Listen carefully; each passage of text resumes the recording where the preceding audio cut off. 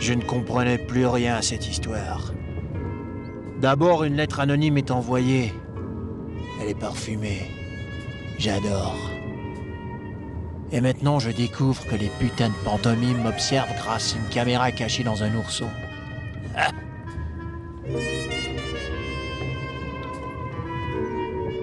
Pourquoi m'espionnent-ils?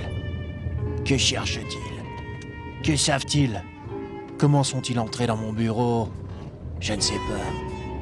Je déteste les pantomimes.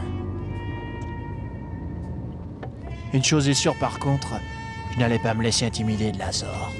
Ça non.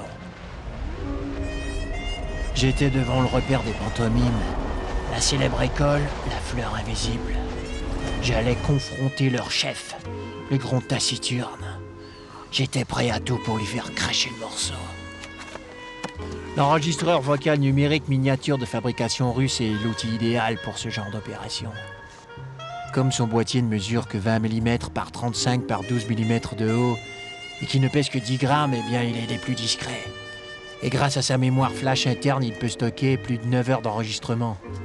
Utilisé en mode continu, cet enregistreur a une autonomie de 25 heures.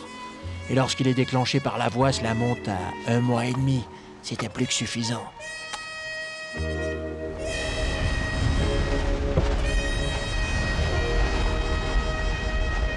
J'allais utiliser toutes les ruses possibles pour qu'il parle. Intimidation, torture, peu importe. Mais je n'allais pas reculer. Ça non.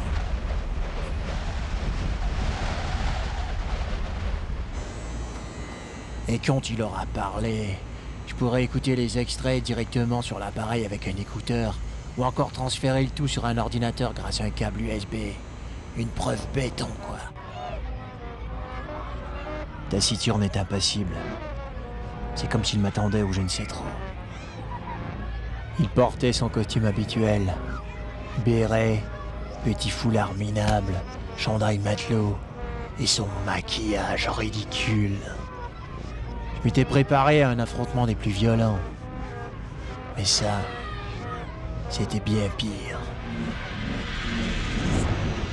J'étais gonflé à bloc. Je n'allais pas me laisser avoir par ce connard. Je l'aurais tué de mes propres mains, mais j'avais besoin qu'il parle.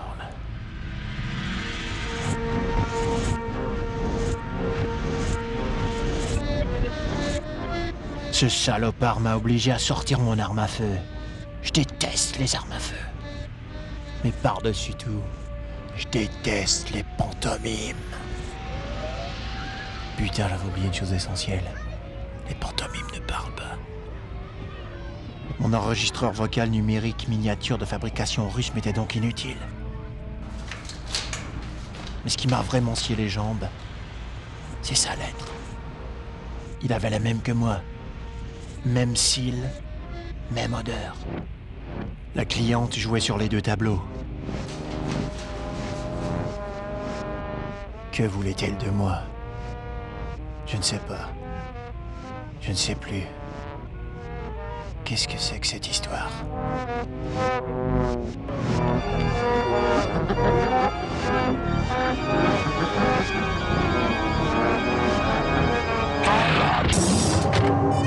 Ce soir-là, je ne suis pas retourné au bureau. Je suis allé chez moi. Il me fallait dormir dans un lit. Ah ouais, j'oubliais. À suivre.